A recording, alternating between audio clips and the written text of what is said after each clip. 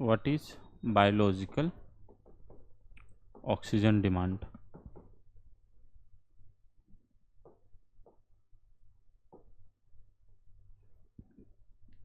ये ज़रूरी कॉन्सेप्ट है और सबको समझ में नहीं आता, समझा समझा हुआ फील होता है लेकिन समझ में आता नहीं है। तो what is biological means it is the demand by the living demand for what? Oxygen, O2। Why we required O2? क्यों हमको ऑक्सीजन चाहिए? ऑक्सीजन इसलिए चाहिए क्योंकि ऑक्सीजन से ही हमारे बॉडी में प्रोडक्शंस होता है ATP का एंड ऑक्सीडेशंस होता है ग्लूकोज का। For the productions of ATP and for the oxidation of glucose we required oxygen. And बिना ATP का हमारे बॉडी का लिविंग रहना पॉसिबल नहीं है, हमारा ग्रोथ पॉसिबल नहीं है, हमारा डेवलपमेंट पॉसिबल नहीं है, हमारा फंक्शनल होना पॉसिबल नहीं है। तो oxygen is must for survival. Biological oxygen demand क्या है? तो मान लेता हूँ ये कचरा है, उससे पहले लिविंग है, मान लेता हूँ एक लिविंग है, सपोज बैक्टीरिया, और यदि ये बैक्टीरिया एरोबिक बैक्टीरिया है, एरोबिक बैक्टीरिया, तो एरोबिक बैक्टीरिया को ऑक्सीजन का जरूरत है। अब क्या हो गया, ये बैक्टीरिया कहाँ पे ग्रो करेगा? वेस्ट में। किसमें ग्रो करेगा? वेस्ट में। एक पानी है, शुद्ध वाटर है, प्योर वाटर, जिसको हम लोग बोलते हैं डिस्टिल्ड वाटर। यदि वाटर डिस्टिल्ड वाटर है तो इसमें सिर्फ और सिर्फ H2O का मॉलिक्यूल होगा। यहाँ पे किसी भी लिविंग का ग्रोथ पॉसिबल नहीं है। यहाँ पे कोई बैक्टीरिया यदि डाल दूंगा तो वो ग्रो नहीं करेगा।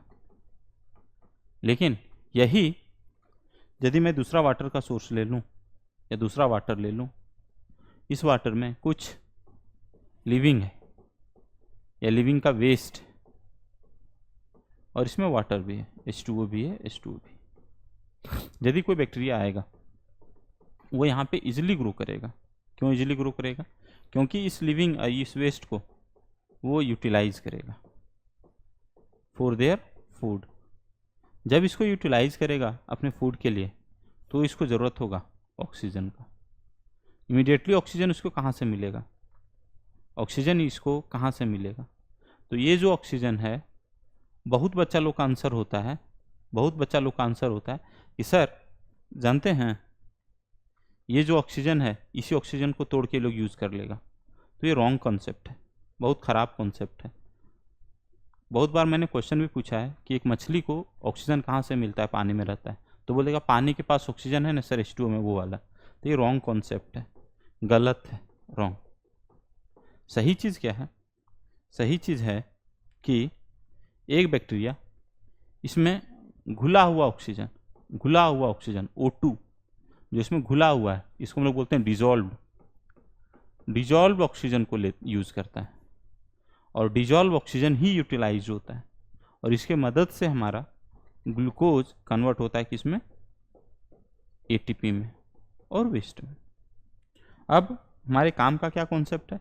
कॉन्सेप्ट ये है कि सपोज इसमें 1 लीटर पानी और इसमें भी 1 लीटर पानी, दोनों में 1 लीटर वाटर है। इसमें वेस्ट जो है सो 1/2 kg, सपोज 1/2 kg 500 ग्राम। इसमें कचरा है 700 ग्राम, वाटर दोनों में बराबर है। इस वेस्ट पे सपोज 5 बैक्टीरिया है इनिशियली, इस वेस्ट पे 5 बैक्टीरिया है इनिशियली, दोनों में सिर्फ अंतर किस चीज़ का है? कचड़े का, वेस्ट का। ओवर द टाइम ये बैक्टीरिया अपना नंबर इंक्रीज करेगा नंबर। जैसे ही नंबर इंक्रीज करेगा इसको ज़रूरत होगा ATP का। ATP कहाँ से मिलेगा? ये वेस्ट को यूटिलाइज करेगा और क्या यूटिलाइज करेगा? यहाँ पे जो घुला हुआ है क्या? ऑक्सीजन। सेम कहानी यहाँ पे होगा, ये बैक्टीरिया वेस्ट को यूटिलाइज करेगा और क्या यूटिलाइज करेगा, ऑक्सीजन। वेस्ट को यूटिलाइज करेगा और ऑक्सीजन, अपना नंबर बढ़ाएगा, एटीपी प्रोड्यूस करेगा। एक समय ऐसा आएगा कि इसको ऑक्सीजन का कमी होने लगेगा, ऑक्सीजन खत्म हो जाएगा, इसको भी ऑक्सीजन खत्म हो जाएगा। लेकिन एक समय के बाद मान लेते हैं ये 500 ग्राम कचरा खत्म हो गया, यहाँ का ऑक्सीजन खत्म हो गया।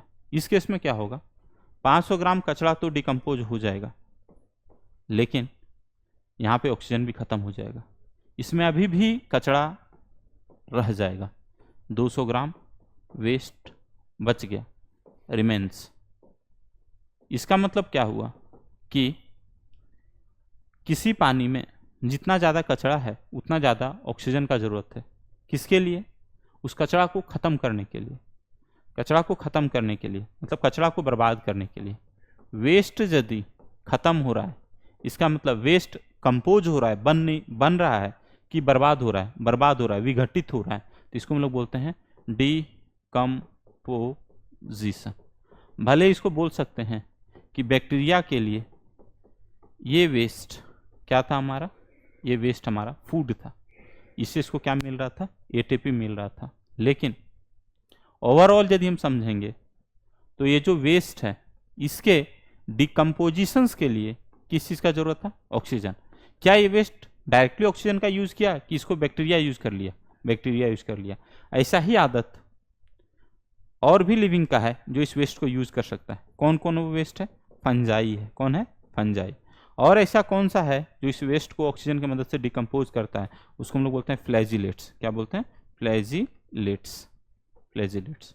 ओवरऑल हमको क्या समझ में आया कि यदि हम किसी वाटर में या कहीं पे भी वेस्ट को ख़त्म करना चाहते हैं तो वेस्ट हम नहीं ख़त्म करेंगे, कोई ना कोई डिकम्पोजर होगा। इस तीनों को हम लोग क्या बोलते हैं, डिकम्पोजर। डिकम्पोजर जो है सो वेस्ट को ख़त्म कर देगा। जब डिकम्पोजर वेस्ट को ख़त्म करेगा तो इसमें ज़रूरत होगा ऑक्सीजन का, ज़रूरत होगा ऑक्सीजन का। ये ऑक्सीजन कहाँ से आएगा, ये ऑक्सीजन पानी से आएगा, वाटर। अच्छा, ये ऑक्सीजन क्या वाटर मॉलिक्यूल का पार्ट है, नहीं, ये ऑक्सीजन है डिजॉल्व्ड इन वाटर। अच्छा, पानी में ऑक्सीजन कहाँ से आए, क्वेश्चन हो सकता है। From where water come from in the water, है ना, oxygen come from in the water. ये ऑक्सीजन जो है सो प्रोड्यूस होता है, कौन प्रोड्यूस करता है, produces by the plants in water. Water में जो प्लांट्स है वो लोग प्रोड्यूस करता है। और थोड़ा बहुत ऑक्सीजन ये एयर से भी मिक्स होता है या एटमॉस्फेयर से भी मिक्स होता है। इन दिस वे हम कह सकते हैं कि जिस भी पानी में कचरा ज़्यादा है उसके वेस्ट को डिकम्पोज करने के लिए ज़्यादा ऑक्सीजन का ज़रूरत है, मतलब more waste requires more oxygen, more oxygen. यदि एक बच्चे की तरह इसको समझेंगे तो इस तरह से होगा कि जहाँ पे वेस्ट ज़्यादा है वो डिमांड करेगा या डिमांड्स मोर ऑक्सीजन। अब हम इस चैप्टर में पढ़ रहे थे या किसी भी चैप्टर में पढ़ेंगे कि यदि किसी सीवेज में ज़्यादा वेस्ट है तो ज़्यादा ऑक्सीजन का डिमांड करेगा। और ये डिमांड कौन कर रहा है, अकेला पानी तो डिमांड नहीं कर रहा था। जब पानी में वेस्ट गया, मतलब लिविंग का वेस्ट गया, तब ऑक्सीजन का डिमांड हुआ। इसीलिए इस डिमांड का नाम पड़ गया biological oxygen demand. Biological oxygen demand. What is biological oxygen demand? It is oxygen requires to decompose the waste present in the water. More is the toxic, more is the waste, more is the requirements of the oxygen. Less is the waste, less is the requirements of oxygen. अब एक हमारा question हो सकता है, यदि pure water है, pure water 100% pure distil water है तो उसका बीओडी कितना होना चाहिए। आइडियली इसका बीओडी होना चाहिए 0। इसका बीओडी कितना होना चाहिए, 0। इसमें कोई डाउट रहा क्या, नहीं। फर्दर आगे बढ़ जाते हैं जो चैप्टर में लिखा हुआ एनसीईआरटी में उसको पढ़ने के लिए। क्या लिखा हुआ है कि BOD biological oxygen demand refers to amount of oxygen that would be consumed। ये कंज्यूम हो रहा है, किसके द्वारा कंज्यूम हो रहा है? ऑर्गेनिक वेस्ट को डिकम्पोज करने में। If all the organic matter in 1 litre of water were oxidised, oxygen का ऐड होना, ऑक्सीजन का यूज होना, किसके द्वारा ऑक्सीडाइज हो रहा है? बैक्टीरिया के द्वारा।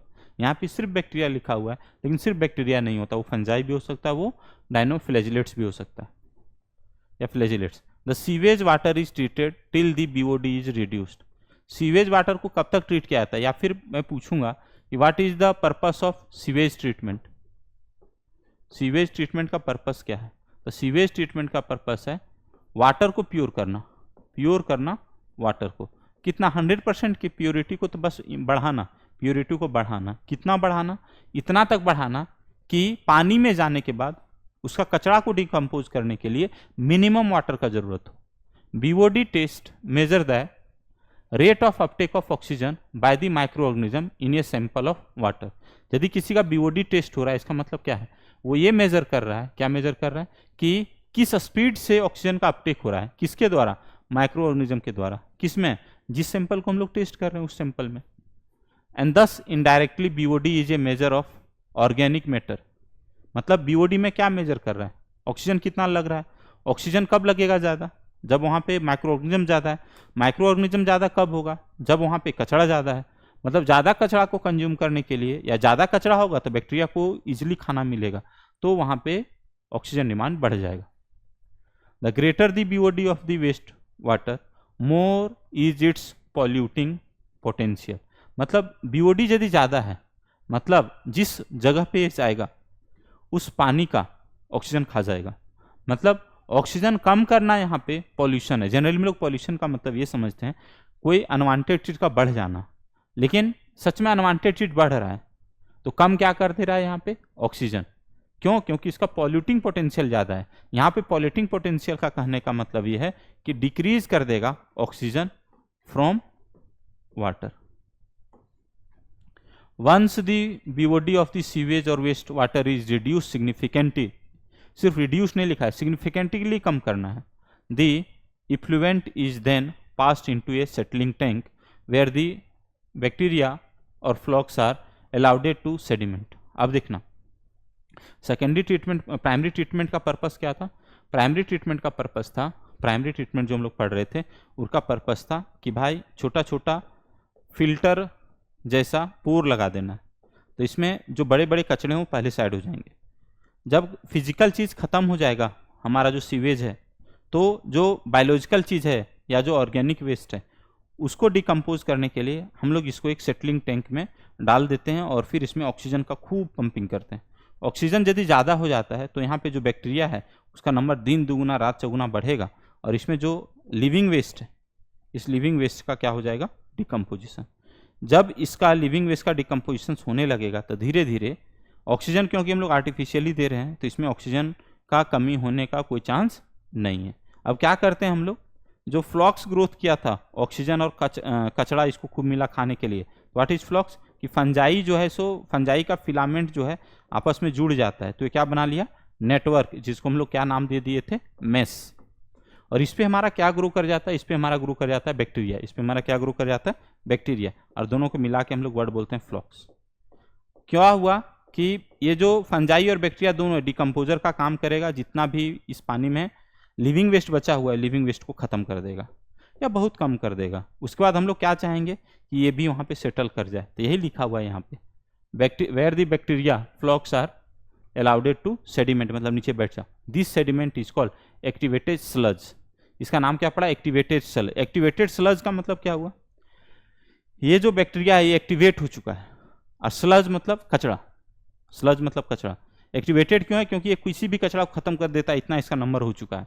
ये small part of the activated sludge is pumped back into the aeration tank to serve as a inoculum. अब देखो यहाँ पे समझने वाली बात है कि ये जो एक्टिवेटेड स्लज, इसमें खुद बैक्टीरिया खुद फंगस है, तो मान लेते हैं जितना भी वाटर जमा हुआ फिर से इसको एक जगह पे रख दिए और इसमें से कुछ कचरा उठा के यहाँ पे इसको डाल दिए। अब क्या हुआ? यहाँ पे बैक्टीरिया और फंजाई चाहिए ना ताकि इसका कचरा को खत्म करे, तो ये कैसे खत्म होगा? ऑलरेडी यहाँ से एक्टिवेटेड स्लज गया और यहाँ पे आके जोरन का काम करेगा, दही का काम करेगा, और फिर इसका नंबर पूरे में क्या भर जाएगा? फ्लक्स। पूरे में क्या भर जाएगा? फ्लक्स। इस तरीके से हम बोल सकते हैं कि जो फ्लक्स सेकेंडरी ट्रीटमेंट के इसमें बच गया, जिसको हम लोग नाम दे दिए एक्टिवेटेड स्लज, ये फिर से हम लोग डाल दिए, जैसे ही यहाँ पे फिजिकल सेपरेशन हो गया उसके बाद, मतलब फिर से इसका वेस्ट खत्म करेगा और फिर से इसमें ऑक्सीजन जम के डाल देते हैं ताकि बैक्टीरिया और फंजाई के ग्रोथ में ऑक्सीजन का कमी ना हो। The remaining major part of the sludge is pumped into the larger tank. अब जो बच गया ऊपर ऊपर वाला पार्ट, इसको लार्जर टैंक में भेज देते हैं, और उस टैंक का नाम देखना, मतलब यहाँ से जो कचरा बच गया, कचरा जो बच गया, इसको बड़ा सा टैंक में भेज देते हैं, और इस कचरा में देखना यहाँ पे क्या लिखा हुआ है, इसका नाम क्या है? एनारोबिक। एनारोबिक मतलब यहाँ पे ऑक्सीजन नहीं मिलेगा, एनारोबिक में ऑक्सीजन नहीं मिलेगा। स्लज, स्लज मतलब ये जो कचरा बच गया था ये। डाइजेस्टर मतलब ऑक्सीजन नहीं रहेगा, जबकि यहाँ पे जो एक्टिवेटेड स्लज है इसमें जो बैक्टीरिया और फंजाई है उसको ऑक्सीजन चाहिए। अब क्या होगा? ये हो गया एनारोबिक सिस्टम। अब एनारोबिक सिस्टम में जितना भी एरोबिक ऑर्गेनिज्म से मर जाएगा ना, 100% मर जाएगा। और क्योंकि ये बिना ऑक्सीजन का भी किसी को डाइजेस्ट कर सकता है, यहाँ पे एनारोबिक स्लज डाइजेस्टर में जो बैक्टीरिया या फंजाई है, तो क्या होगा कि बिना ऑक्सीजन के मदद से ये लोग सब मार देगा। किसको? जिसको ऑक्सीजन चाहिए जिंदा रहने के लिए। मतलब हमारा बैक्टीरिया और हमारा फंजाई जो यहाँ पे बना है, जब ऑक्सीजन दे रहे थे, जब कचरा इसको खूब मिल रहा था, वो भी एनारोबिक स्लज डाइजेस्टर में मर गया। मतलब पानी ये भी लोग गंदा कर सकता था जाके, कहाँ पे? तालाब में। लेकिन अब ये लोग पानी गंदा कर पाएगा? नहीं। क्यों? क्योंकि इसको पानी में छोड़ने से पहले हम लोग एनारोबिक स्लज डाइजेस्टर में पास कर देते हैं। Here other kind of bacteria which grow anaerobically digest the bacteria and the fungi in the sludge. During this digestions bacteria produce mixture of gases. अब एनारोबिक बैक्टीरिया का खासियत होता है, मतलब जो बैक्टीरिया ऑक्सीजन यूज नहीं करता है उसका कुछ कुछ खासियत होता है, जो भी पढ़ेंगे। क्या खासियत होता है? जो एनारोबिक बैक्टीरिया होता है ऑक्सीजन का यूज नहीं करता, तो क्या करेगा? हमारे बॉडी में प्रेजेंट है कार्बन, हाइड्रोजन, नाइट्रोजन और ऑक्सीजन, ठीक है? तो ऑक्सीजन तो वहां से खत्म हो जाता है, ये कार्बन को कन्वर्ट कर देता है CH4 में। ऐसा ही अमोनिया भी बना सकता है, NH या फिर CH का मॉलिक्यूल बना देगा। और CH4 का नाम ही क्या है? मीथेन। क्या नाम है इसका? मीथेन। और मीथेन का दूसरा नाम क्या है? Type of biogas. अब देखना क्या लिखा हुआ है। Here other kind of bacteria which grow anaerobically digest the bacteria and the fungi in the sludge. During this digestion, the bacteria produces a mixture of gases. बहुत सारा गैस बनाएगा। Such as methane, मैं बोला बहुत सारा gas बनाएगा, such as methane। और क्या बनाएगा? हमारे बॉडी में सल्फर भी प्रेजेंट होता है, हाइड्रोजन भी है, तो क्या बना देगा? Hydrogen sulphide. और क्या बना देगा? कार्बन। और ऑक्सीजन भी प्रेजेंट है, तो कार्बन ऑक्साइड बनेगा, लेकिन ये हमारे बहुत सारे काम का नहीं होता है, जस्ट ए बाय प्रोडक्ट है। These gases form biogas and can be used as a source of energy at it is inflammable। इसको क्यों हम लोग यूज कर पा रहे हैं? क्योंकि इसमें आग लग सकता है। एनर्जी का सोर्स इसलिए यूज करते हैं क्योंकि इसमें इजिली आग लग जाता है, अदरवाइज इसको सोर्स ऑफ एनर्जी के रूप में यूज नहीं कर पाते। क्वेश्चन हमारा बना बायोगैस का क्या क्या पार्ट है, तो एकदम लॉजिक लगा के, एक हो गया मीथेन, दूसरा क्या हो गया? हाइड्रोजन सल्फाइड, तीसरा क्या हो गया? CO2। याद रखना CO मतलब कार्बन मोनोऑक्साइड बायोगैस का एग्जाम्पल नहीं है, कार्बन मोनोऑक्साइड बायोगैस का एग्जाम्पल नहीं है। अब देखो the effluent from the secondary treatment plant. अब इफ्लुएंट जो सेकेंडरी ट्रीटमेंट प्लांट ऊपर में था, is generally released into the natural water bodies like river and the stream, ठीक है? An aerial view of such plant is shown in figure 8.7। Aerial view मतलब क्या हुआ? ड्रोन से गया होगा, उसका फोटोग्राफ्स ले लिया होगा। अब ये जो चैप्टर है उसे मेरे को ये समझ में आया कि अगेन यहाँ पे अप्रिशिएट किसको अप्रिशिएट किया गया? माइक्रोब्स को। किस चीज में sir? Treatment of millions of gallons of waste water every day across the globe. ऐसा नहीं है सिर्फ रांची में या सिर्फ पटना में, ऐसा चीज है सब जगह पे, पूरा धरती पे। This methodology has been practised for more than a centuries now. 100 साल से, इनफैक्ट इससे पहले से भी ये सब चीज चल रहा है ऑलरेडी। अब क्या हुआ? In almost all parts of the world, this till date, no man-made technology had able to the revive the microbial treatment of the sewage। अब देखना, अभी तक कोई ऐसा टेक्नोलॉजी नहीं बना है जो सीवेज को ट्रीट करे ह्यूमन क्रिएटेड मेथड से। जो भी मेथड है वो मेथड है माइक्रोब्स के यूज से। You are aware that due to increasing urbanisation, शहरीकरण के बाद क्या हुआ, शहरीकरण के बाद जो सबसे ज़्यादा बड़ा प्रॉब्लम क्रिएट हुआ वो प्रॉब्लम क्रिएट हुआ क्रिएशंस ऑफ पोल्यूटेंट्स का, और पोल्यूटेंट में वेस्ट है। Sewage is being produced in much larger quantity than ever before, सबसे ज़्यादा अर्बेनाइजेशन के बाद। However the number of sewage treatment plants has not increase enough to treat such large quantities, लेकिन sewage treatment plant उतना ज़्यादा नहीं बढ़ा। So the untreated sewage is often discharge directly into the rivers leading to there pollutions and increase in water borne diseases. Water borne disease क्यों? क्योंकि जो हमारा sewage जा रहा है उसमें बहुत सारा बैक्टीरिया है। सीवेज ट्रीटमेंट प्लांट में क्या होता है, जितना भी एरोबिक बैक्टीरिया उसको हम लोग मार लेते हैं। कैसे? एरोबिक चैम्बर में ले जाके। लेकिन सीवेज ट्रीटमेंट प्लांट सबके लिए अवेलेबल नहीं है, तो जितना भी एरोबिक बैक्टीरिया है या इनफैक्ट एनारोबिक बैक्टीरिया है, सीधा कहाँ पे डिस्चार्ज हो जाए हमारा वाटर बॉडी में। The ministry of environment and forest, अब ये मिनिस्ट्री का नाम देखना, ministry of environment and forest, ये मिनिस्ट्री है, has initiated Ganga action plan and Yamuna action plan to save these major river of our country from pollutions. अब questions आज तक ये नहीं आया कि कौन सा मिनिस्ट्री इसको स्टार्ट किया है, तो ministry of environment and forest याद रखना, ठीक है। ये क्वेश्चन है। गंगा एक्शन प्लान है, जमुना एक्शन प्लान है, क्यों? वाटर पॉल्यूशन से बचाने के लिए। क्या वाटर पॉल्यूशन से बचाने के लिए कि सर जितना भी कचरा जाएगा ना, वो कचरा जाके वहाँ पे बीओडी बायोलॉजिकल ऑक्सीजन डिमांड को क्या कर देगा, बढ़ा देगा। जो नेचुरल गंगा का बायोलॉजिकल ऑक्सीजन डिमांड है उसको वो बढ़ा देगा, तो क्या होगा सर, ऑक्सीजन कम हो जाएगा, ऑक्सीजन कम हो जाएगा। और जैसे ही ऑक्सीजन कम होगा, गंगा में रहने वाला जो लिविंग है जिसको ऑक्सीजन का जरूरत है उसका क्या होगा, डेथ। तो death of fresh water organism. क्यों? क्योंकि पानी में ऑक्सीजन क्या हो चुका है, कम। कौन खा जा रहा है पानी को? बीओडी बढ़ने के कारण ये जो वेस्ट है ये ऑक्सीजन को कम कर रहा है।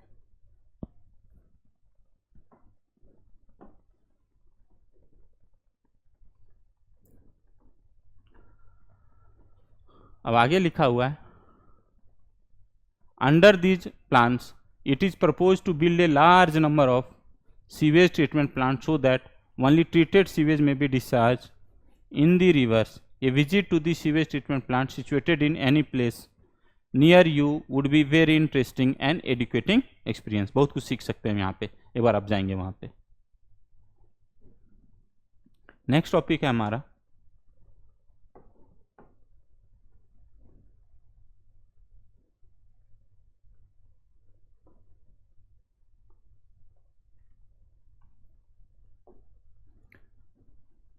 बायोगैस। तो व्हाट इज बायोगैस? बायोगैस अभी पढ़ाए थे, मिक्सचर ऑफ मीथेन CH4 और हाइड्रोजन सल्फाइड और CO2। तो mixture of gases containing predominantly methane है, produced by the microbial activity and which may be used as fuel. क्यों फ्यूल के रूप में? इनफ्लेमेबल है। You may have learn that microbes produce different type of gaseous in product. Microbes बहुत सारा gaseous in product बनाता है, different type, एक टाइप का नहीं। ड्यूरिंग ग्रोथ एंड मेटाबॉलिज्म, कब? जब माइक्रोब्स अपना ग्रोथ करता है मेटाबॉलिज्म का। The type of gas produce depend upon the microbes and the organic substrate they utilise. जैसे मान लेता हूँ ऐसा ऑर्गेनिक सबस्ट्रेट यूटिलाइज करें, इसमें कार्बन, हाइड्रोजन, ऑक्सीजन है, तो क्या क्या ये प्रोड्यूस कर सकता है? मीथेन प्रोड्यूस कर सकता है और CO2 प्रोड्यूस कर सकता है और वाटर प्रोड्यूस कर सकता है। लेकिन ये क्या नहीं प्रोड्यूस कर सकता? अमोनिया नहीं प्रोड्यूस कर सकता, और क्या नहीं प्रोड्यूस? हाइड्रोजन सल्फाइड नहीं प्रोड्यूस कर सकता। In the example cited in relation to fermentations of the dough, cheese making and the productions of beverages, the main gases produced was CO2. However, certain bacteria which grow anaerobically मतलब जिसको oxygen growth नहीं चाहिए, on cellulosic material मतलब cellulose क्या है? Carbohydrate का मतलब क्या हुआ? Carbon plus water produces large amount of methane along with CO2 and hydrogen. These bacteria are collectively called methanogens. क्यों मिथेनोजेंस? मीथेन को जनरेट कर रहा है इसलिए नाम पड़ा methanogens. And one such common bacteria is Methanobacterium. एक बैक्टीरिया है जो मीथेन प्रोड्यूस करता है, नाम उसका क्या दे दिया? मिथेनोजेंस। और उसका एक एग्जांपल क्या दे दिया, methanobacteria. These bacteria are commonly found in the anaerobic sludge during sewage treatment. These bacteria are also present in the rumen. What is rumen? Rumen is the part of stomach. Part of stomach. किसमें? Herbivores में। Herbivores क्या? जैसे cow हो गया, buffalo हो गया, जो herbivores है उसके एक चेम्बर का नाम क्या हो गया? स्टमक का रुमेन। रुमिनेंट्स बोलते हैं ऐसे एनिमल को जिसके पास रुमेन प्रेजेंट होता है। क्या बोलते हैं उसको? रुमिनेंट्स। ये part of stomach of cattle, cattle मतलब रुमिनेंट, क्या हो गया ये? रुमिनेंट, रुमिनेंट्स। अब क्या करता है ये लोग के जब स्टमक में फूड जाता है जो हर्बिसाइड्स है, जैसे प्लांट्स है, तो प्लांट्स में क्या पाया जाता है? सेलुलोज। क्या पाया जाएगा? सेलुलोज। तो इसी सेलुलोज को गाय भैंस लोग क्या करती है? उसको चबाती है, जिसको बोलते हैं कर्डलिंग। कर्डलिंग करने के बाद जब ये छोटा छोटा फॉर्म में ब्रेक डाउन हो जाएगा, फिर उसके जो रुमेन में बैक्टीरिया प्रेजेंट है, मतलब यहाँ पे इसका क्या प्रेजेंट है? बैक्टीरिया। ये बैक्टीरिया इस कंटेंट को किस में कन्वर्ट कर देगा? मीथेन में। किस में कन्वर्ट कर देगा? मीथेन में। ठीक है। अब जब ये काउ डंग पास करेगी, है ना, जब इसका फीकल मैटर होगा जो डंग बोलते हैं, तो इस डंग में भी कुछ बैक्टीरिया चला जाएगा। कौन सा बैक्टीरिया? जो उसके रुमेन में प्रेजेंट है। मतलब काउ के डंग में भी ऑलरेडी तुम्हारा क्या प्रेजेंट रहेगा? मिथेनोजेंस। ये lot of cellulosic material present in the food of the cattle is also present in the rumen.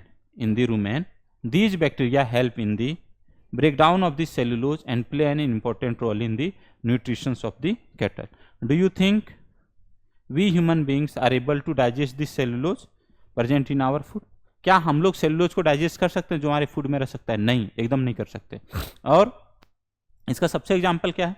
जैसे ही हम लोग मानते हैं डायरिया डिसेंट्री का दवाई खाते हैं, कोई भी दवाई खाते हैं, तो हम लोग ना प्रोबायोटिक या दही वगैरह खाने बोलते हैं। क्यों दही वगैरह खाने बोलते हैं? ताकि उस आदमी के बॉडी में दही वगैरह का कमी ना रहे। वो दही का कमी नहीं रहे, उसे क्या फायदा? क्योंकि दही में जो बैक्टीरिया प्रेजेंट है वो हमारे गट के लिए प्रोटेक्टिव है, मतलब वो प्रोटेक्ट करता है, इसलिए इसको बोलते हैं प्रीबायोटिक एंड प्रोबायोटिक। आगे ना sir, thus the excreta dung of the cattle commonly called gobar is rich in this bacteria. अब क्या हुआ? जैसे ही डंग को स्टोर करेंगे, कहाँ पे स्टोर करेंगे? कहीं पे भी, तो इस बैक्टीरिया को, इस डंग को ना और ज़्यादा डाइजेस्ट करने का मौका मिलेगा। यदि और ज़्यादा डाइजेस्ट करेगा तो अब ये डंग से क्या प्रोड्यूस कर देगा? मीथेन। डंग से क्या प्रोड्यूस कर देगा? Methane.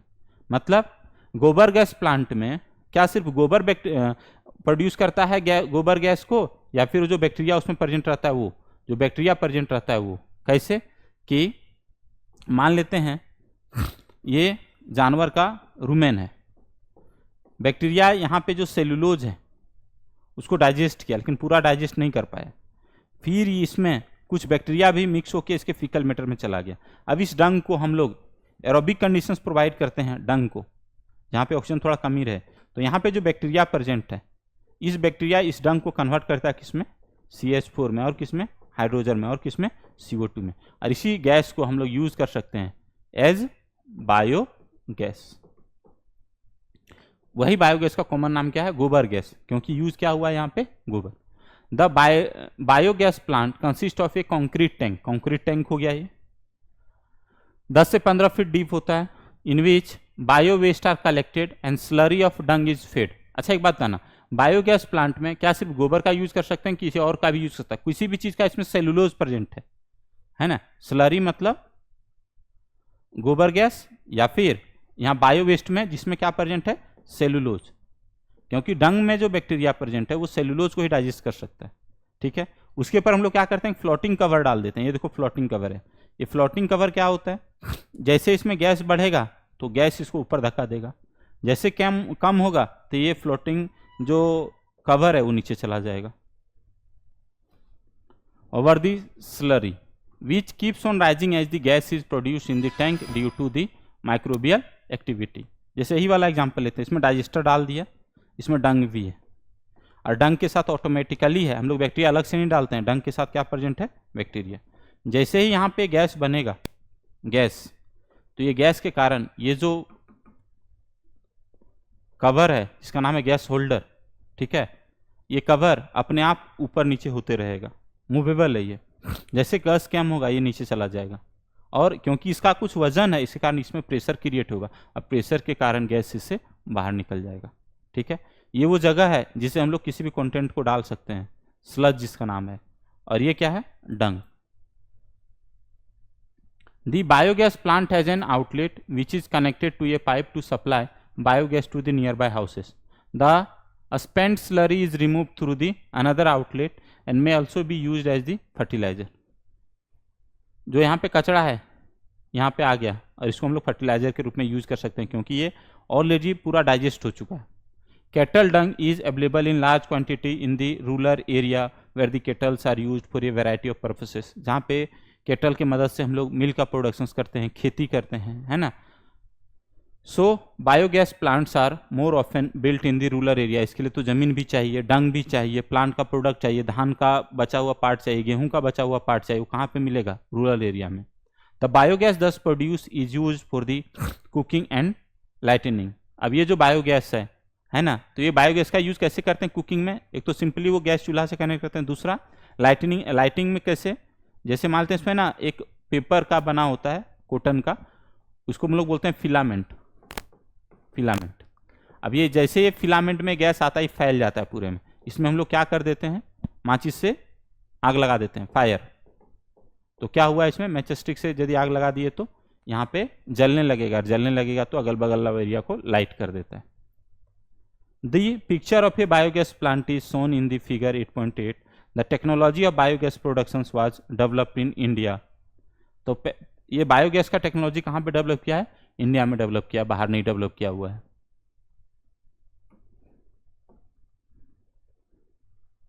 Mainly due to effort of the Indian Agricultural Research Institute, IARI। कहाँ पे IARI है? लखनऊ में कि दिल्ली में? लखनऊ में। And khadi and village industries commission, KVIC, khadi and village industry commission. ये क्वेश्चन आज तक नहीं आया है कि बायोगैस का कहाँ पे डेवलपमेंट हुआ। If your school is situated in a village और near a village, it will be very interesting to inquire if there are any biogas plant nearby. ऐसा जनरली आजकल नहीं दिखता है। Visit the biogas plant and learn more about it from the people who are actually managing it. अब जहाँ पे biogas plant है तो वो जो मैनेजर है उसका, जो उसको चला रहा है, उससे तुमको और ज़्यादा आइडिया मिलेगा। उसके बाद नेक्स्ट क्या पढ़ना है? माइक्रोब्स का यूज हम लोग कर सकते हैं, किसके रूप में कर सकते हैं? As an fertiliser. और किसके रूप में? As an bio control agent. Bio control agent का मतलब ऐसा एजेंट जिसके मदद से हम लोग दूसरे लिविंग को कंट्रोल कर सकते हैं, दूसरे लिविंग का ग्रोथ कंट्रोल कर सकते हैं। कैसा लिविंग का ग्रोथ कंट्रोल करना है? जो हमारे लिए हार्मफुल है। तो क्या है? Bio controls refers to use of biological method for controlling plant diseases and pest. Plant के बीमारी को ठीक करना। पेस्ट मतलब क्या होता है? पेस्ट मतलब ये होता है कि कोई भी चीज जो है वो एनिमल, लेकिन डेवलप एनिमल नहीं है, जैसे मोस्ट ऑफ द आर्थ्रोपोड्स, ये सब किस में काउंट होते हैं? पेस्ट में।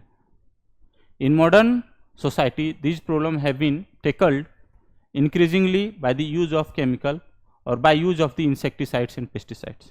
आज के समय में हम लोग तुरंत दवा का यूज कर लेते हैं, यदि बीमारी होता है दवा का यूज। वैसे ही यदि किसी प्लांट में दिक्कत होता है तो हम लोग यूज कर लेते हैं। यदि इंसेक्ट हुआ है तो इंसेक्टिसाइड्स, यदि पेस्ट हुआ है तो पेस्टिसाइड्स। फिर आगे जाना। These chemicals are toxic. अब ये जो केमिकल हैं जहरीले हैं।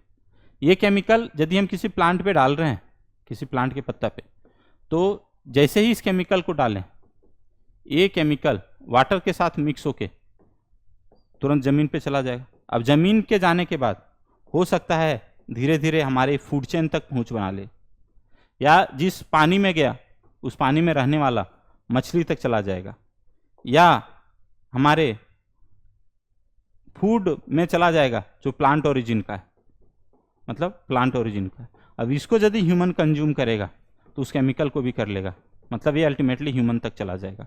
इसका मतलब ये है कि यदि हम लोग केमिकल का यूज़ करते हैं, चाहे वो इंसेक्टिसाइड्स हो, चाहे वो पेस्टिसाइड्स हो, चाहे वो हर्बिसाइड्स हो, सब जगह पे वो केमिकल अल्टीमेटली ह्यूमन में जाएगा और ह्यूमन को वो केमिकल, बहुत सारा ऐसा केमिकल हो सकता है जो लॉस पहुंचाए। अच्छा, इसका मतलब क्या हुआ कि यदि हम लोग केमिकल का यूज़ करेंगे प्लांट में किसी पेस्ट को मारने के लिए, अल्टीमेटली लॉस मेरे को ही है। These chemicals are toxic and extremely harmful to human beings and animals alike and have been polluting our environment. Pollute करना मतलब वो था नहीं उस जगह पे पहले, अब उस जगह पे चला गया, मतलब उसका जो ओरिजिनल नेचर है वो बदल गया. तो इट में भी सॉइल का पॉल्यूशन, ग्राउंड वाटर का pollution, fruit vegetables and crop plants सबका वो क्या कर रहा है, toxicity. Our soil is also polluted through our use of the weedicide. Weedicide मतलब वीड, पतवार. टू रिमूव वीड्स, ये प्लांट होते हैं, ये क्या हो गए, प्लांट्स. फिर क्या है, biological control of paste and diseases. अब कैसे हम लोग किसी पेस्ट या फिर डिजीजेज को प्लांट या एनिमल में हम लोग बायोलॉजिकली कंट्रोल कर सकते हैं. तो सबसे पहला यहाँ पे लिखा हुआ एग्रीकल्चर में, कि एग्रीकल्चर में कैसे. In agriculture there is a methods of controlling pest that rely on the natural predations rather than the introduced chemicals. पहले क्या होता था कि जैसे ही कीड़ा मकोड़ा बढ़ता था, कीड़ा मकोड़ा बढ़ते ही सांप होता था या गिरगिट होता था, ये लोग का भी नंबर बढ़ जाता था. क्यों बढ़ जाता था, सांप लोग या बरसात में ही सांप क्यों मिलता है, क्योंकि कीड़ा मकोड़ा का नंबर बढ़ जाता है, वो लोग तुरंत तुरंत जाके खाते रहता है इसको. तो क्या होता था, ये जो कंट्रोल का मेथड है क्या है, प्रीडेटर एंड प्रे वाला है. मतलब हमारा जो प्रे है और प्रीडेटर है उसका नंबर एक दूसरे से लिंक्ड है, और ये जो मेथड है ये नेचुरल प्रीडेशंस का मेथड है. यहाँ पे आर्टिफिशियल प्रीडेशंस नहीं हो रहा है. ये की belief of the organic farming is that biodiversity further health. इसका मतलब क्या हुआ, यदि हमारा बायोडाइवर्सिटी ज़्यादा है, जैसे मानते हैं हम लोग सांप मार दे रहे हैं, हम लोग चूहा मार दे रहे हैं, हम लोग बिल्ली मार दे रहे हैं, तो क्या होगा, हमारा जो प्रे है और प्रीडेटर है इसका अनबैलेंस हो जाएगा. तो प्रे जो है सो बढ़ जाएगा प्रीडेशन के कम होने से, और जैसे ही प्रीडेशन कम होगा तो ये जो प्रे है वो कहीं ना कहीं हार्मफुल इफेक्ट दिखाएगा. द मोर वेराइटी ये landscape has the more sustainable is it. इसका मतलब क्या हुआ, जिस पॉपुलेशन में ज़्यादा प्रे एंड ज़्यादा प्रीडेटर का वेराइटी है वहाँ पे जो कंट्रोल करने का मेथड है, किसी एक का नंबर बढ़ जाना या फिर प्रीडेटर का या प्रे का, वो क्या रहेगा, बैलेंस में. The organic farmer therefore works to create a system where the insects that are sometimes called pest are not eradicated but instead are kept at a manageable level by a complex system. इसका मतलब क्या हुआ कि organic farming में हम लोग खाद का यूज नहीं करते, केमिकल का यूज नहीं करते. केमिकल ना कंप्लीट वॉश आउट कर देता है पेस्ट का. हम लोग क्या करते हैं, हम लोग कोशिश ये करते हैं कि जहाँ पे भी प्रीडेटर है और प्रे का जो बैलेंस है उसको बनाए रखें, ताकि पेस्ट पूरा खत्म ना हो, कुछ कुछ प्रीडेटर भी जिंदा रहे, क्योंकि थोड़ा बहुत पेस्ट रहेगा तभी प्रीडेटर जिंदे रहेगा. तो इससे क्या हो गया कि हम लोग इसको पूरा ना खत्म करके एक बैलेंस वे में मैनेज करके रखते हैं, ताकि ना ही प्रीडेटर का नंबर कम हो ना ही प्रे का नंबर ज़्यादा हो, मतलब दोनों में रहेगा check and balance within a living and the vibrant ecosystem. और ऐसे इकोसिस्टम को क्या बोलेंगे, living and vibrant.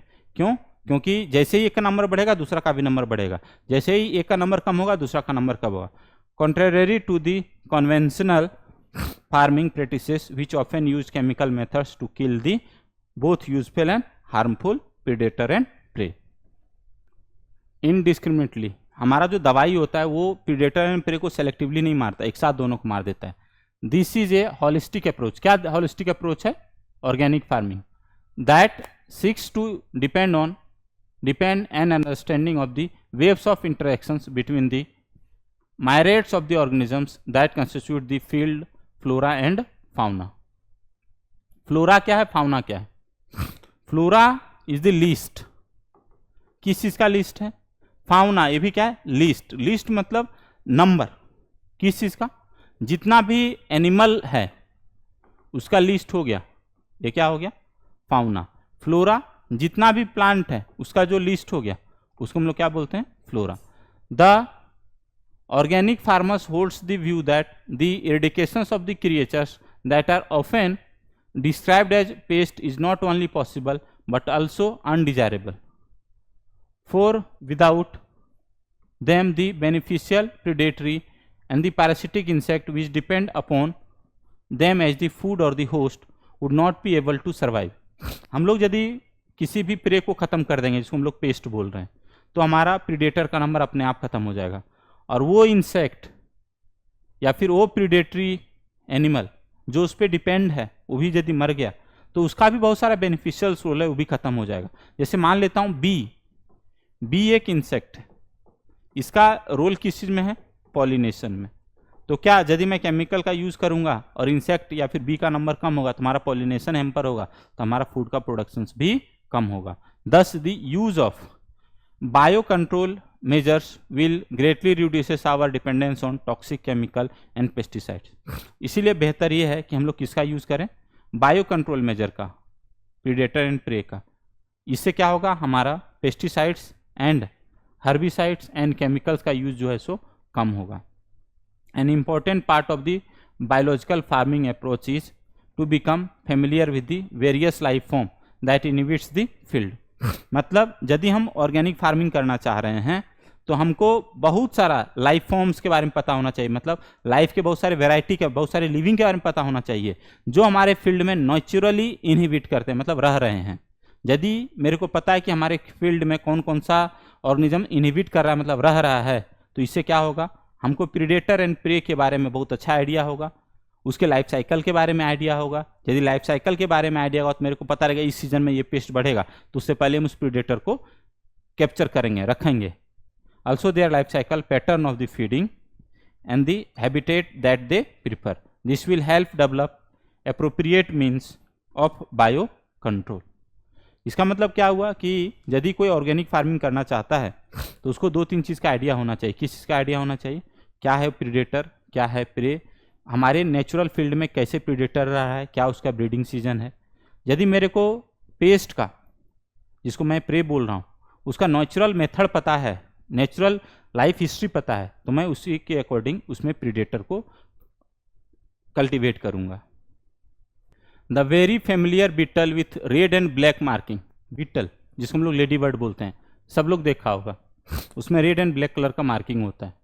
And the dragon fly जो उड़ रहा होता है बरसात के समय में, इसका पूंछ लंबा होता है, are useful to get rid of aphids and mosquitoes respectively. अब ये क्वेश्चन आज तक एनसीईआरटी नहीं दिया है, मतलब ये आएगा, नीट वाला नहीं दिया, मतलब आएगा, ये याद कर लेना। क्या मतलब? लेडी बर्ड, अच्छा, ड्रैगन फ्लाई क्या कर सकता है? इसके मदद से हम लोग बच सकते हैं। किस चीज का? एफिड्स एंड मॉस्क्यूटो से। आज तक ये क्वेश्चन नहीं आया, मतलब आएगा।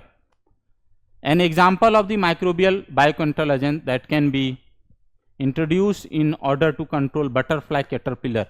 अगेन फिर से क्वेश्चन क्या है? बटरफ्लाई का कैटरपिलर को कंट्रोल कर सकते हैं।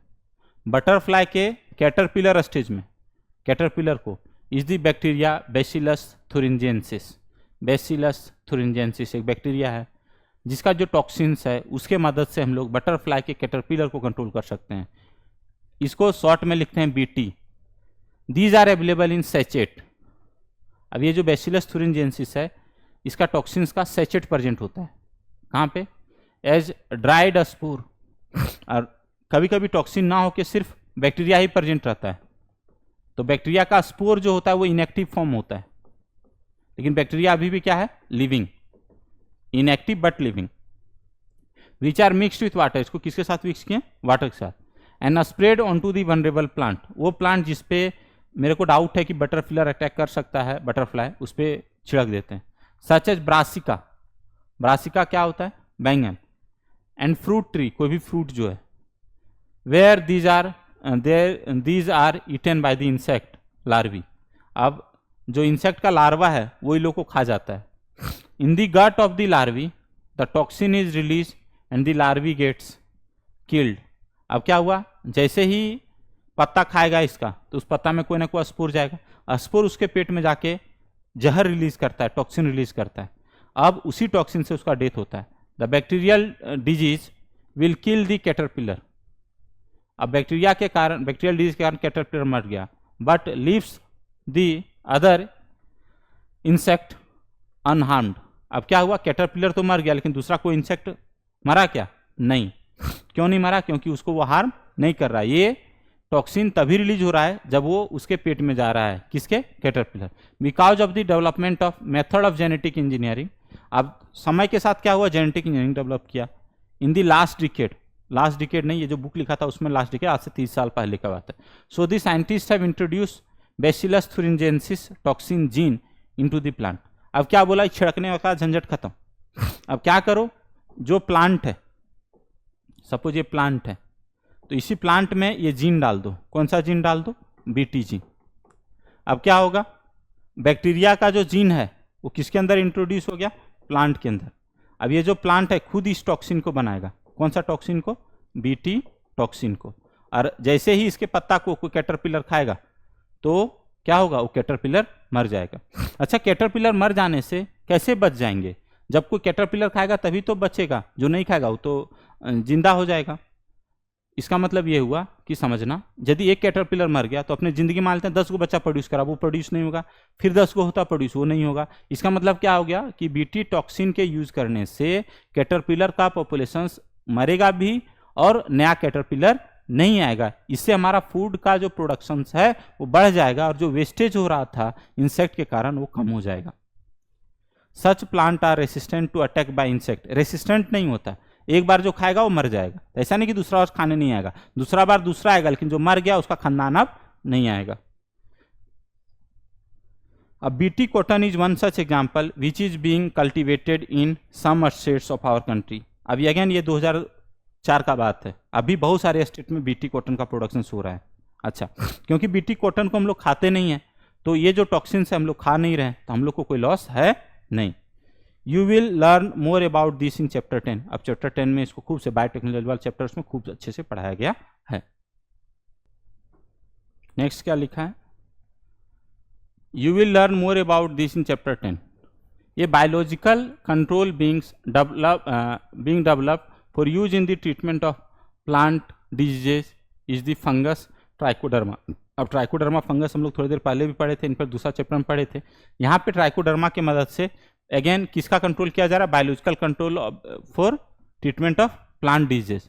अगेन प्लांट डिजीज पहले भी पढ़े थे। Trichoderma species are free living fungi. Again question ये नहीं आया, ट्राइकोडर्मा क्या है? फ्री लिविंग है और क्या है? फंजाई है। And are very common in the root ecosystem. ये कहाँ पे पाया जा रहा है? जमीन में, रूट इकोसिस्टम में। They are effective bio control agent of the several plant pathogen. बहुत सारे प्लांट पैथोजन से बचाता है। कौन? ट्राइकोडर्मा। ट्राइकोडर्मा एक है, फिर से नया वायरस। सेकेंड क्वेश्चन नहीं आया, पहले बता दे रहा हूं, क्वेश्चन नहीं आया। बैकुलो वायरस, वायरस का एक टाइप है। Are pathogens that attack insect and other arthropods. The majority of the baculovirus used as bio control agent are in the genus nucleopolyhedrovirus. Question नहीं आया, आएगा। बैकुलो virus के बारे में एकदम नया इंट्रोडक्शन है ये, है ना। वो क्या होता है? Nucleopolyhedrovirus. Nucleopolyhedrovirus का मतलब न्यूक्लिक एसिड होता है और इसका शेप इस तरह से होता है, बैकुलो वायरस जो है। These viruses are excellent candidate for the species specific narrow spectrum insecticidal application. मानते हैं किसी एरिया में एक पार्टिकुलर टाइप का इंसेक्ट है तो उसके लिए हम लोग किसका यूज करेंगे? बैकुलो वायरस का। बैकुलो वायरस क्या है भाई? ऐसा वायरस है, कहाँ पे? बायो कंट्रोल एजेंट में यूज हो रहा है, ठीक है।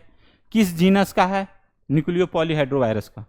अच्छा, कैसा वायरस है ये? Broad spectrum, narrow spectrum? Narrow spectrum. क्यों नैरो स्पेक्ट्रम है? ये जीनस स्पेसिफिक नहीं, स्पीसीज स्पेसिफिक इंसेक्ट को किल करता है, ठीक है। इसलिए इसका यूज किसमें है? Insecticidal application. They have been shown to have no negative impact on the plant. Plant पे या मैमल्स पे या बर्ड पे या फिर फिश पे या इवन नॉन टारगेट इंसेक्ट पे भी ये कोई खराब असर नहीं दिखाता। इसलिए मैं बार बार बता रहा हूँ, दो क्वेश्चन आएगा। एक आएगा ट्राइकोडर्मा, ठीक है, फ्री लिविंग है, फंजाई है। कहाँ पे कॉमन है? रूट इकोसिस्टम में। किसमें? बायो कंट्रोल एजेंट के रूप में इफेक्टिव है। एक पैथोजन की बहुत सारा पैथोजन से बचाता है। दूसरा क्या है? बैकुलो वायरस। किस जीनस का है? न्यूक्लियो पॉलीहाइड्रो वायरस का। क्या है सर ये? नैरो स्पेक्ट्रम की ब्रॉड स्पेक्ट्रम? नैरो स्पेक्ट्रम है। इंसेक्टिसाइडल एप्लीकेशन है इसका, और ये स्पेसीज स्पेसिफिक है। ये किसी भी दूसरे ना ही इंसेक्ट को हार्म पहुंचाता है, दूसरा तो छोड़ दीजिए। This is specially desirable when the beneficial insect are being conserve to aid in an overall integrated pest management. अब क्या है सर, ये सब चीज़ कब डिजायरेबल है? जब हम लोग बेनिफिशियल इंसेक्ट को बचाना चाहते हैं, बेनिफिशियल इंसेक्ट को, कब? Baculovirus. This is specially desirable when, जब beneficial insect are being conserved to aid in an overall integrated pest management, और when an ecologically sensitive area is being treated. Ecologically sensitive area वो area होता है जहां पे हम नहीं चाहते हैं कि, मान लेते हैं अमेजन रेन फॉरेस्ट है, वहाँ बहुत सारा इंसेक्ट है, तो यदि हम लोग नॉर्मल दवाई यूज़ करेंगे तो सब इंसेक्ट मर जाएगा, लेकिन बैक्यूलोवायरस यदि यूज़ करेंगे तो वहाँ पे क्या हो जाएगा, एक जो पार्टिकुलर टारगेट इंसेक्ट है वो मरेगा, बाकी सब इंसेक्ट जो हमारे लिए हार्मफुल नहीं है वो बच जाएगा। तो क्वेश्चन इस तरह से आएगा कि इकोलॉजिकली सेंसिटिव एरिया है, वहाँ पर हम लोग किसका यूज़ कर सकते हैं, to for the control of the pest और for the control of the insects, तब हम उस केस में बोलेंगे बैक्यूलोवायरस का। अब क्या है next, microbes as bio fertiliser, मतलब माइक्रोब्स की मदद से हम लोग फर्टिलाइजर बना सकते हैं, इसलिए इसका नाम पड़ गया बायो फर्टिलाइजर। ऐसा नहीं कि वो खुद फर्टिलाइजर होगा, माइक्रोब्स की मदद से हम लोग क्या बना सकते हैं, फर्टिलाइजर। तभी बनाए थे थोड़ी देर पहले, जैसे सीवेज ट्रीटमेंट प्लांट में जो लास्ट में कचरा बनता है वो क्या होता है, फर्टिलाइजर ही होता है, जिसको हम लोग स्लज बोले थे। With our present day lifestyle, environment pollution is a major cause of concern. The use of the chemical fertilizer to meet the ever increasing demand of the agricultural produce has contributed significantly to this pollution. अब क्या हुआ कि हमारा chemical fertiliser का use बढ़ गया। क्यों भाई? केमिकल फर्टिलाइजर की मदद से क्या होता है, क्विक एक्शन होता है, क्विकली हमारा फूड का प्रोडक्शन बढ़ गया, फूड का प्रोडक्शन बढ़ गया।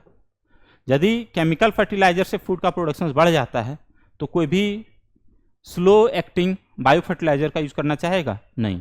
इन दैट केस क्या होगा, केमिकल फर्टिलाइजर का यदि यूज बढ़ेगा तो ये सॉइल में रह जाएगा, और जैसे ही सॉइल में रहेगा ये वाटर को पॉल्यूट करेगा। दूसरा क्या होगा, ये सॉइल में रह के वहां पे जो लिविंग रह रहा है, लिविंग बैक्टीरिया जो रह रहा है, कहाँ पे, सॉइल में लिविंग बैक्टीरिया जो रह रहा है उसका भी क्या कर देगा, डेथ। क्यों? क्योंकि ये जो केमिकल है ये सॉइल के पीएच को चेंज कर रहा है ना। इसका पीएच मतलब या तो अल्कलाइन बना देगा या तो हाईली एसिडिक बना देगा। सॉइल का जो नेचुरल कैपेसिटी है किस चीज का, बैक्टीरिया के कारण, लिविंग बैक्टीरिया के कारण इसमें क्या हो रहा था, नाइट्रोजन फिक्सेशन जो रहा था, N2 फिक्सेशन, उसको बंद कर दिया। नाइट्रोजन फिक्सेशन क्या हो गया, खत्म कर दिया। क्यों? क्योंकि यहाँ पे केमिकल आ गया, जो लिविंग बैक्टीरिया था उसका क्या हो गया, डेथ हो गया। मतलब केमिकल शॉर्ट टर्म गोल दे रहा है, लेकिन सॉइल का जो नेचुरल फर्टिलाइजिंग कैपेसिटी था, नेचुरल फर्टिलाइजेशन वाला कैपेसिटी था, उसको खत्म कर दिया। क्यों? क्योंकि सॉइल का जो नेचुरल फर्टिलाइजिंग कैपेसिटी था वहां पे बैक्टीरिया रहने वाला, बैक्टीरिया के कारण वो बैक्टीरिया मर गया तो वहां पे नाइट्रोजन फिक्सेशन नहीं होगा। मतलब सॉइल में जितना केमिकल डालेंगे उतना केमिकल काम करेगा और बाकी काम नहीं करेगा। दूसरा, जो केमिकल होता है वो या तो एसिडिक होता है या तो बेसिक होगा, तो उसका पीएच भी बदल जाएगा, और अलग अलग पीएच पे अलग अलग प्लांट ग्रो नहीं करता। प्लांट के ग्रोथ के लिए जो पीएच चाहिए वो वहां पे बैक्टीरिया ही दे सकता है, न्यूट्रल जो पीएच चाहिए। फिर क्या लिखा, of course we have now realise that there are problems associated with the overuse of the chemical fertilizer, and there is a large pressure of the switch to organic farming, the use of biofertilizer. अब biofertiliser क्या है, again question हमारा है, biofertiliser क्या है? Biofertiliser bacteria ही है। Biofertiliser ऐसा नहीं कि कोई केमिकल है, biofertiliser are the bacteria. Of course देखो यहाँ biofertiliser are organisms that enrich the nutrient quality of the soil, मतलब ये सॉइल का जो न्यूट्रिएंट का क्वालिटी है उसको बढ़ा रहा है। These the main source of the biofertilizer are bacteria, fungi and cyanobacteria। बहुत काम का है ये। क्या कर रहा है? नाइट्रोजन फिक्सेशन कर रहा है सॉइल में। क्या कर रहा है? नाइट्रोजन फिक्सेशन कर रहा है, N2 फिक्सेशन। फंजाई क्या करता है? फंजाई जो है सो प्लांट के रूट में, ये प्लांट का रूट है और यहाँ पे फंजाई है, ये देखिए फंजाई है, ये फंजाई है सपोज। अब ये फंगी क्या कर रहा है, यहाँ से एब्जॉर्ब कर ले रहा है। क्या एब्जॉर्ब कर रहा है? फॉस्फेट। और ये किसको दे दे रहा है? रूट को। मतलब ये प्लांट का रूट है, प्लांट को। तो प्लांट को ना ऑलवेज फॉस्फेट का कमी होता है, तो फंजाई क्या कर रहा है? जो फॉस्फेट का एब्जॉर्प्शन है उसमें मदद कर रहा है, फॉस्फेट के एब्जॉर्प्शन में मदद कर रहा है। You have studied about the nodules on the root of the leguminous plant. Leguminous plant मतलब दलहन, जिससे भी हम लोग दाल लगा खेती करते हैं, जैसे मूंग, उड़द, है ना, अरहर। Form by the symbiotic association of rhizobium. अब राइजोबियम का है एक बैक्टीरिया है, राइजोबियम का है बैक्टीरिया है। ये क्या करता है, जैसे ये लेग्यूमिनस प्लांट है, इसका ये रूट है, तो इसी के रूट में ये ग्रो कर गया, और यहाँ पे क्या ग्रो कर गया, राइजोबियम, राइजोबियम ग्रो कर गया। अब ये राइजोबियम क्या करेगा, जो नेचर में नाइट्रोजन है उसको यूज कर देगा, किसके फॉर्मेशन में, अमोनिया। ठीक है, तो क्या होता है, जनरली किसी के पास औकात नहीं है कि सीधा नाइट्रोजन को किस में कन्वर्ट कर सके, अमोनिया में। तो ये कैपेसिटी किसके मदद से हो सकता है, बैक्टीरिया।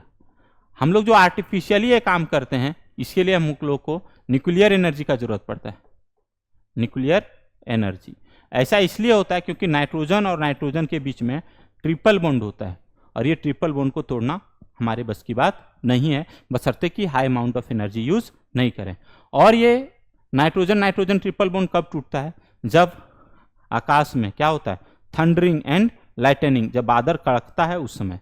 क्या लिखा हुआ है, these bacteria fix atmospheric nitrogen, ये बात बताने का कोशिश कर रहे थे, into the organic form which is used by the plant as nutrients. Organic form क्या हो गया, अमोनिया, और क्या हो गया, यूरिया, NH2CO NH2, और क्या हो गया, नाइट्रेट, NO2 माइनस और NO3 माइनस, है ना, एक हो गया नाइट्रेट, एक हो गया nitrite. Other bacteria can fix atmospheric nitrogen well free living in the soil. अब क्या है, जैसे राइजोबियम पढ़े, तो राइजोबियम ऐसा बैक्टीरिया है जो फ्री लिविंग नहीं है, वो लेग्यूमिनस प्लांट के रूट में रह के ऐसा काम करता है। लेकिन कुछ कुछ ऐसे भी बैक्टीरिया हैं जो फ्री लिविंग रह के, मतलब अकेला रह के भी ये काम कर सकता है। कौन ये बैक्टीरिया है, एजोस्पाइरिलम एंड एजेटोबैक्टर। एजेटो, जैसे एजो वर्ड आता है इसका मतलब है यहाँ पे नाइट्रोजन, नाइट्रोजन। एजो वर्ड जैसे आता है इसका मतलब होता है नाइट्रोजन, ऑर्गेनिक केमिस्ट्री में पढ़े होंगे, डायजोनियम साल्ट। तो एजोस्पाइरिलम और एजेटोबैक्टर, ऐसा दो फ्री लिविंग बैक्टीरिया है, फ्री लिविंग बैक्टीरिया है जो अकेला, मतलब जमीन के नीचे ये दोनों बैक्टीरिया रहेगा, तो ये लोग क्या कर सकता है, N2 को तोड़ के कन्वर्ट कर देगा NH3 में, thus enriching the nitrogen content of the soil. तो मान लेते हैं यदि हम यहाँ पे केमिकल फर्टिलाइजर का यूज करेंगे तो ये लोग तीनों जिंदा रहेगा, एजेटोस्पाइरिलम एंड एजोटोबैक्टर, नहीं, ये दोनों का क्या हो जाएगा, death. Fungi are also known for to form symbiotic association with the plant. अब देखिए, अभी तक बैक्टीरिया पढ़े, बैक्टीरिया में दो चीज पढ़े, एक पढ़े फ्री लिविंग बैक्टीरिया, दूसरा पढ़े सिम्बायोटिक बैक्टीरिया। सिम्बायोटिक बैक्टीरिया में क्या पढ़े, राइजोबियम। फ्री लिविंग बैक्टीरिया में क्या पढ़े, एजोस्पाइरिलम एंड एजेटोबैक्टर।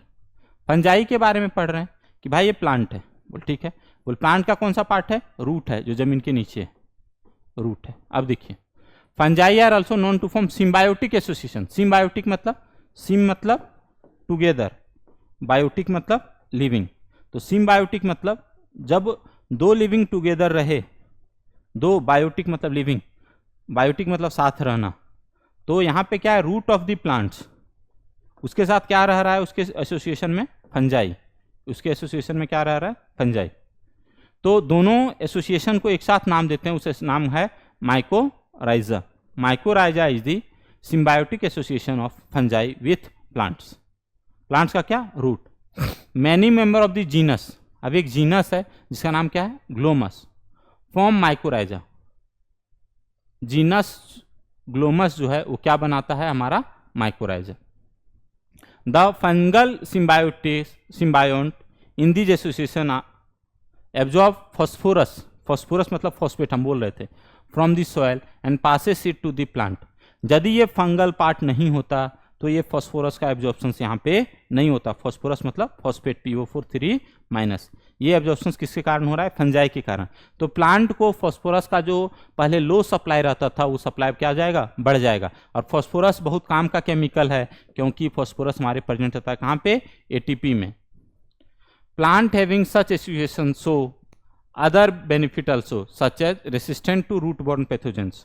अब ये वाला क्वेश्चन नहीं आया, क्या फंजाई सिर्फ फास्फोरस देता है कि और भी काम का है? और भी काम का है। क्या? यदि कोई रूट से रिलेटेड बीमारी करने वाला पैथोजेंस प्रेजेंट है तो उसको रूट में एसेस इजिली नहीं मिल पाता, फंजाई उसको बचाता है।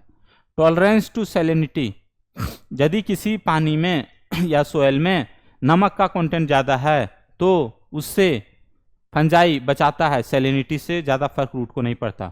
ड्रॉट, सूखे समय में फंजाई वाटर को एब्जॉर्ब करके रखता है, प्लांट का जल्दी डेथ नहीं होता, पानी का कमी कम होता है। Overall increase in the plant growth and development, इससे क्या हुआ? फंजाई जो है सो प्लांट के ओवरऑल ग्रोथ में डेवलप करता है, ये कोई नाइट्रोजन सॉइल में नहीं बढ़ाता। Can you tell what advantage of the fungus derive from this association? Fungi को क्या फायदा मिलता है? थोड़ा बहुत फूड मिल जाता है, थोड़ा बहुत फूड मिल जाता है। अब आगे आना। Cyanobacteria are autotrophic microbes.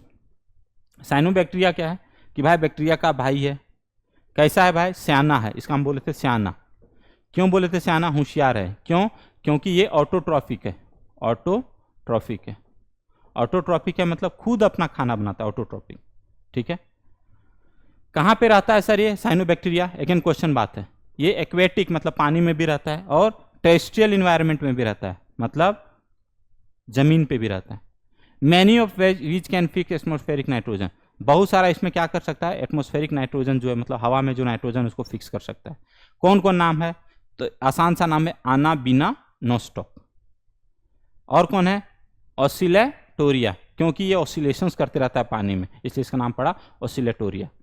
इन पेडीफील्ड, धान के खेत में जहाँ पे पानी रहता है, मतलब एक्वेटिक का बात बोल रहा है, cyanobacteria serve as an important bio fertiliser.